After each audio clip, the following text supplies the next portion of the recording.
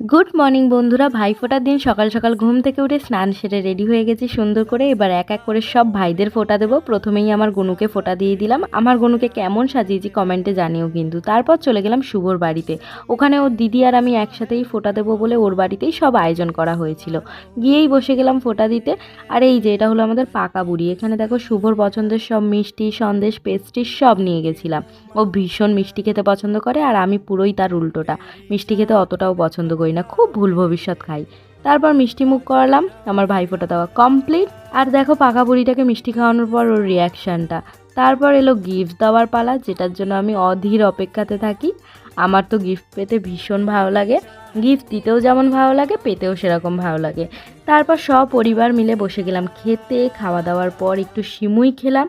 বিকেলবেলা আমার খুব ফেভারিট একটা খাবার হয়েছিল লুচি আর ঘুগনি। তারপর দুজনে দুটো কোল্ড ড্রিঙ্কস খেয়ে ভাইফোঁটার ব্লগটা এখানেই শেষ করলাম।